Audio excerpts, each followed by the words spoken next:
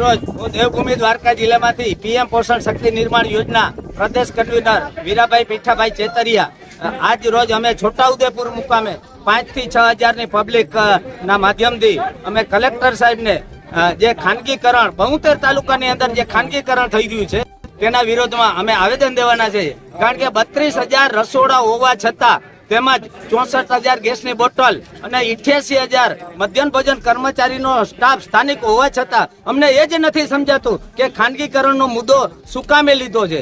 જ્યારે 1984 થી અત્યાર સુધી મારા મધ્યાહન ભોજન કર્મચારી યોદ્ધા ભાઈ બહેને જે ગુજરાતનું શિક્ષણ ઊંચું લઈ આવ્યા છે, તો આજે શા માટે અમારી નોકરીને ગણતરી કરવામાં આવતી નથી, અમારી સેવાને ધ્યાનમાં શા માટે નથી લેવામાં આવતી? અને ગુજરાતની અંદર જે માનદ વેતન ધારક છે એને માનદ વેતન મળે છે, એ અમને શા માટે ઓરમાયું વર્તન રાખવામાં આવે છે? તો માનનીય મુખ્યમંત્રી સાહેબને એ વિનંતી છે કે આજ રોજ અમે દિવસ 3 ની અંદર કે 4 ની અંદર જો અમારા પ્રશ્નનું હલ નહીં થાય અને ગુજરાતની અંદર આ ટ્રાઇબલ એરિયાની અંદર ખાનગીકરણ બંધ નહીં થાય તો ઉગ્ર ગાંધી ચિંધ્યા માર્ગે અમારે ન છૂટકે ઉગ્ર આંદોલન કરવાનું પડશે।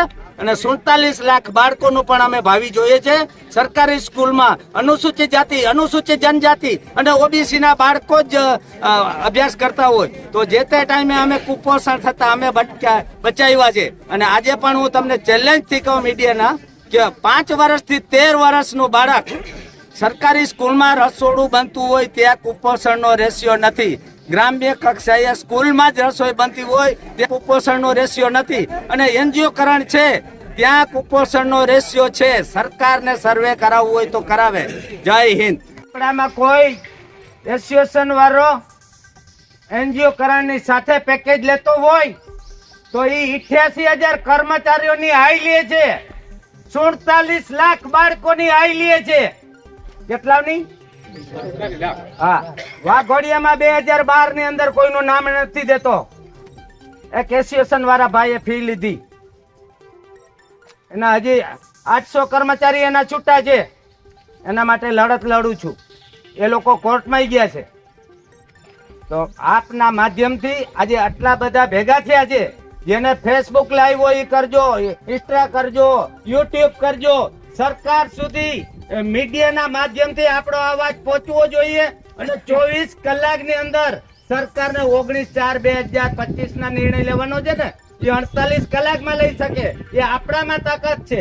આમાંથી નેગેટિવિટી વાળા એક પણ માણસ હોય તો ઊંચો હાથ કરે કે મારે લડત નથી લડવી, મારે મારા બાળકોને કુપોષણ ખોરાક નથી દેવો ને, તો આપણે આ એનજીઓકરણ છે એ ભારત સરકારની બંધારણની અંદર પણ છે કે જે જગ્યાએ ગુજરાતની અંદર આપણે વાત કરી, માનનીય મુખ્યમંત્રી સાહેબને મારી એક વિનંતી છે કે ગુજરાતની અંદર 32,000 કિચન શેડ હોવા છતાં, 64,000 ગેસની બોટલ હોવા છતાં, ગ્રામ્ય કક્ષાએ 88,000 કર્મચારીનો સ્ટાફ હોવા છતાં, અને ગુજરાત રાજ્યનો કમિશનર કચેરીનો પરિપત્ર 1984 નો તેમજ કોર્ટનો હુકમ હોવા છતાં કે ગરમા ગરમ ખોરાક બાળકોને આપવાનો છે, તો ઉનાળાની અંદર 4 કલાક પછી એ ખોરાક ખાવા લાયક રહેતો નથી,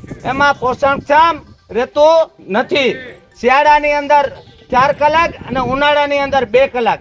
તો આપણા ગામના બાળકો છે એ આપણા બાળકો છે, શું આપણે 47 લાખ બાળકોને કુપોષણ થવા દેશું? 37 વર્ષથી આપણી ફરજ બજાવીએ છીએ, સરકાર શા માટે નોંધ નથી લેતી? મીડિયાના માધ્યમથી માનનીય મુખ્યમંત્રી સાહેબને હું એ રજૂઆત કરવા માંગુ છું કે ફેર વિચારણા કરી અને ગુજરાતની અંદર 72 જે સેન્ટરો કિચન સેટ સેન્ટ્રલાઇઝ કરવાના છે એ મુલતવી નહીં રાખે તો આખા ગુજરાતની અંદર ગુજરાતના કર્મચારીઓ જે કંડગત પડે છે એને અને 47 લાખ બાળકોના કુપોષિત થશે, તેની જવાબદારી જે તે વિસ્તારના મામલતદાર આનો ઠરાવ આપશે એનો, અને જે જિલ્લાની અંદર આ જશે એ અધિકારીઓની રહેશે, કારણ કે જે ઠરાવ ના આપે તેનજીઓ ના આવે। તો મહેરબાની કરીને તમામ મામલતદાર સાહેબશ્રીને, તમામ નાયબ કલેક્ટર સાહેબશ્રીને અને તમામ જિલ્લા શિક્ષણ અધિકારી સાહેબશ્રીને શિક્ષણ સચિવશ્રીને મારી એક ન્યૂઝના માધ્યમથી વિનંતી છે કે 47 લાખ બાળકો, એમાં સરકારી સ્કૂલમાં કોણ બાળકો ભણે? અનુસૂચિત જાતિના, અનુસૂચિત જનજાતિના, ઓબીસીના, આર્થિક પછાતના, જેના પૈસા પ્રાઇવેટ સ્કૂલમાં ન ભણાવી શકે એના બાળકો સરકારી સ્કૂલમાં ભણે. માતા પિતા જાય છે મજૂરીએ, માતા પિતા જાય છે મજૂરીએ અને એનજીઓ નો વાસી ખોરાક ખાશે તો અધવચ્ચેથી બાળક સ્કૂલ છોડી દેશે અને બાળ મજૂરી થશે તો આ એનજીઓકરણ થશે. એની જવાબદારી એનજીઓકરણ લઈ આવનારની રહેશે. તો માનનીય મુખ્યમંત્રી સાહેબને મારી મીડિયાના માધ્યમથી એક નમ્ર અપીલ છે કે દિન 6 ની અંદર ફેર વિચારણા કરી અને ગુજરાતની અંદર 72 ટ્રાઇબલ એરિયાની અંદર જે કિચન સેટ હોવા છતાં શા માટે લઈ આવે છે એ જ અમને સમજાતું નથી. એનજીઓ શું 1984 માં ક્યાં ગયો તો એનજીઓ?